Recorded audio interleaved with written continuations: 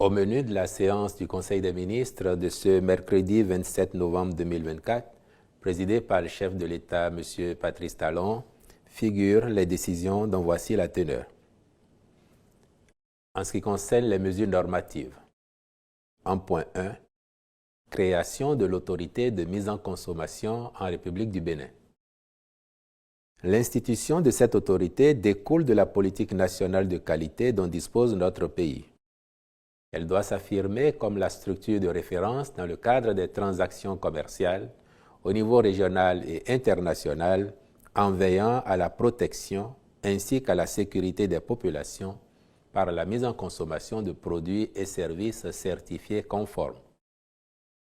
Il est à souligner que le mécanisme d'application des règles d'origine de la CEDEAO, sans omettre l'effectivité du marché commun, exige une plus grande fluidité dans les échanges commerciaux.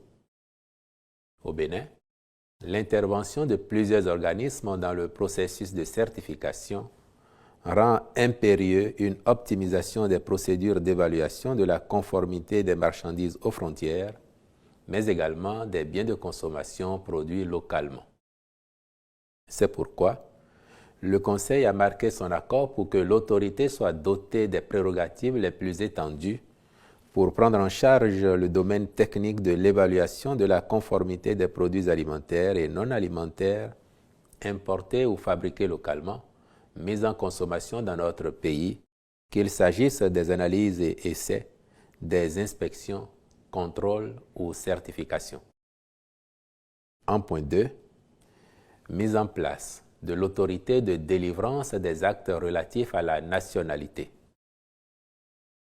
Prévu par la loi numéro 2022-32 portant code de la nationalité en République du Bénin, ces attributions consistent à centraliser et à formaliser les procédures relatives à la nationalité, notamment la délivrance des certificats et documents connexes. Ceci a l'avantage de garantir l'efficacité du service aux citoyens, de réduire les délais de traitement des dossiers, de renforcer la lutte contre la fraude documentaire, les falsifications et déclarations mensongères. À ce titre, l'autorité est chargée, entre autres, de recevoir, examiner et statuer sur les demandes d'attribution, d'acquisition, de conservation, de perte ou de réintégration de la nationalité béninoise. Faire diligenter et suivre les enquêtes et actes de vérification prévus par la loi. Délivrer les actes relatifs à la nationalité béninoise et tenir un registre national aux fins de leur conservation. Traiter les recours exercés contre les décisions de refus de délivrance du certificat de nationalité béninoise et centraliser les décisions de justice rendues en cette matière. Vérifier et authentifier les actes de nationalité produits dans les différentes procédures administratives et judiciaires, lutter contre la fraude et les falsifications en matière de nationalité, fournir des avis techniques et faire des recommandations sur les questions liées à la nationalité. Les ministres concernés par son opérationnalisation sont instruits d'en assurer les diligences requises. Comme autre mesure normative, il a été adopté le décret portant transmission à l'Assemblée nationale pour autorisation de ratification de la Convention des Nations unies sur la protection et l'utilisation des cours d'eau transfrontaliers et des lacs internationaux, dite Convention sur l'eau de 1992. Au chapitre des communications, en point 1, réhabilitation de commissariats d'arrondissement de police et des directions départementales des affaires intérieures. Sont concernés par ces travaux de réfection les commissariats de Kéru, Kouandé, Kopargo, Segbana, Madekali, Kome, Onsahwe, Onli, Cotonou 2e arrondissement, Pomassé, Bembereke, Niki, Ouessé, Kilibor, Igolo et Dangbo, ainsi que les directions départementales des affaires intérieures de l'Atakora, du Borgou, de l'Ouémé et du Zou. L'objectif est d'assurer aux fonctionnaires de police de meilleures conditions de travail dans leur mission de sécurisation des personnes et des biens. En point 2, agrément au Code des investissements. Diverses entreprises sont éligibles au bénéfice des régimes incitatifs du Code pour des projets dont l'impact contribue à renforcer le tissu industriel de notre pays, autant qu'ils participent de la création de nombreux emplois. Il s'agit des sociétés ci-après au régime suivant. Régime des investissements spécifiques. Groupe Vivendi Africa SAS pour le déploiement d'un réseau de boucles locales en fibre optique à Abomey-Calavi et Cotonou. Jeune Transafrique SAS en vue de l'exploitation d'une carrière de gravier à Matekpe, commune d'Aplaoué, avec des concasseurs mobiles et divers engins. Spastel Bénin SA, dans le cadre de la modernisation des installations techniques et de remplacement des équipements de télécommunications dans plusieurs localités du Bénin. Régime B. Société béninoise de production de matériaux de construction pour le bâtiment et la route SA, en vue de l'implantation d'une unité de fabrication de matériaux de construction pour le bâtiment et la route à Djeregbé, commune de Semenkoji. Tilamed Pharma SA pour la construction et l'exploitation d'une unité de production de solutions pharmaceutiques liquides dans la zone industrielle de Semenkoji. Harvest Field Rice Limited SA concernant l'implantation et l'exploitation d'une usine moderne de décortiquage de riz à Bodjikali, commune de Malanville. Régime A. Vantage Sarl pour la construction et l'exploitation d'une unité de fabrication de tourteaux dégraissés et l'huile brute de soja à Lokokame, arrondissement de Zonzoumé, commune d'Abomey. Pablo Factory SA, à l'effet d'implanter et d'exploiter une unité de production de sacs de polypropylène dans la zone industrielle de Semenkoji. En point 3, contractualisation avec diverses sociétés dans le cadre du projet de construction de la cité financière phase 1. Le dit projet vise à créer une zone financière où seront regroupés les sièges de la plupart des institutions.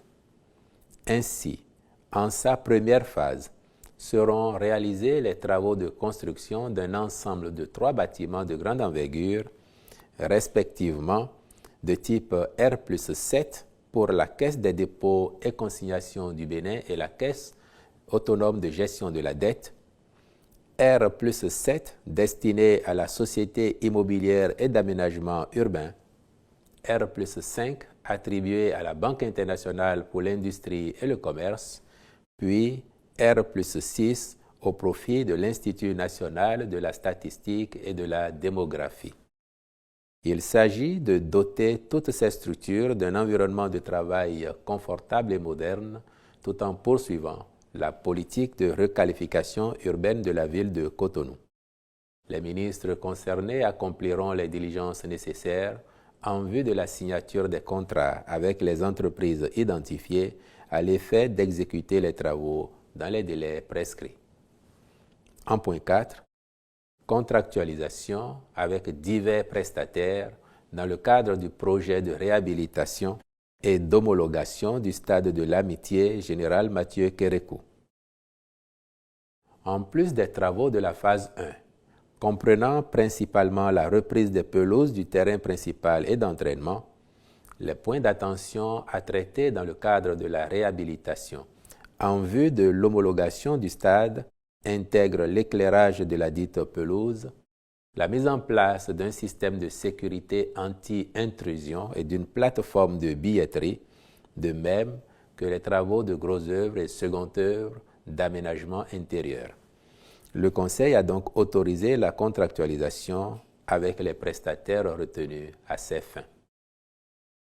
Au chapitre des rencontres et manifestations internationales, enfin, il a été retenu l'organisation à Cotonou du prix Jeune Talent Afrique subsaharienne 2024, lauréat UNESCO pour les femmes et la science du 6 au 11 décembre 2024, ainsi que la participation du Bénin à la 42e session ordinaire du Conseil d'administration des États membres de l'École africaine des métiers de l'architecture et de l'urbanisme du 4 au 6 décembre 2024 à Lomé, au Togo. Je vous remercie.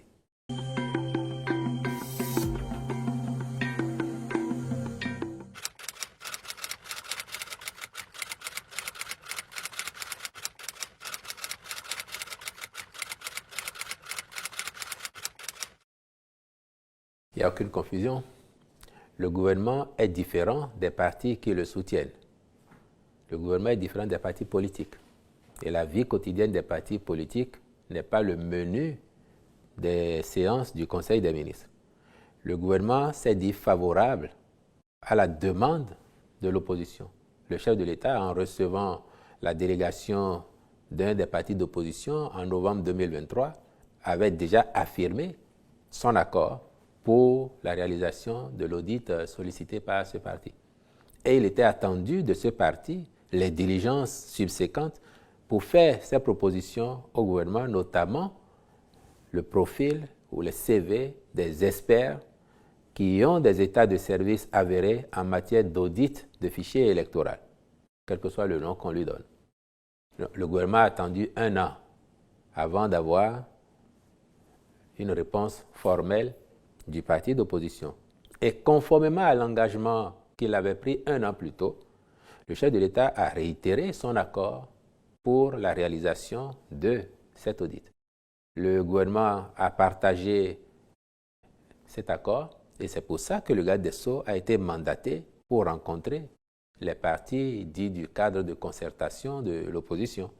Donc il n'y a aucune incohérence entre le fait que le gouvernement soit d'accord pour la démarche souhaitée par l'opposition et le fait qu'un parti politique soutenant l'action du gouvernement ne se retrouve pas dans la démarche proposée ou sollicitée par ce parti d'opposition, lequel parti politique soutenant les actions du pouvoir a bien argumenté dans le communiqué que vous évoquez, en tout cas en droit, pourquoi il ne se sentait pas solidaire d'une telle démarche.